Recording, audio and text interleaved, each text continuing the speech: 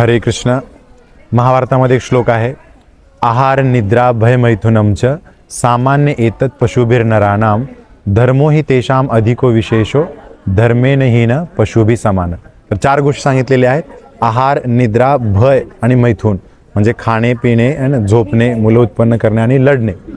तर ह्या चार गोष्टी कशा आहेत, प्राण्यामध्ये आणि आपल्यामध्ये कॉमन आहेत.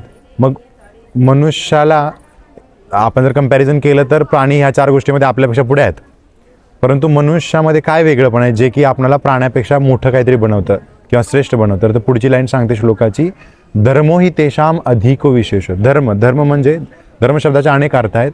धर्म शब्दाचा अर्थ या ठिकाणी आहे इन्क्वायरी करणे, की बाबा मी कोण आहे हे जाणणे, है ना.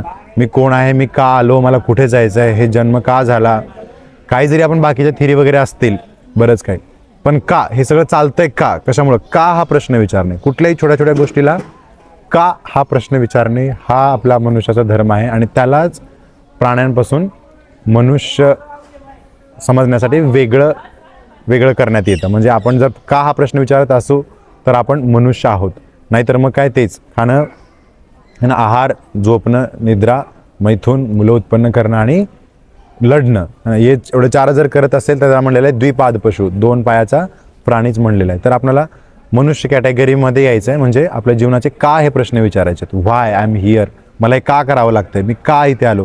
काही लोक म्हणतात कष्ट करायचं, अरे कष्ट तरी का करायचं आहे, शिक्षण घ्यायचं, ज्ञान घ्यायचं, का ज्ञान घ्यायचं बाबा, ज्ञान घेण्याची का गरज पडली. तर प्रत्येक गोष्टीच्या पाठीमागचं का, माझ्या हृदयामध्ये हे राईट रॉंग का आहे, की बाबा मला चांगलं आहे वाईट आहे वगैरे, मग मला सुख पाहिजे का सुख पाहिजे, मला दुःख येतंय का दुःख येतंय.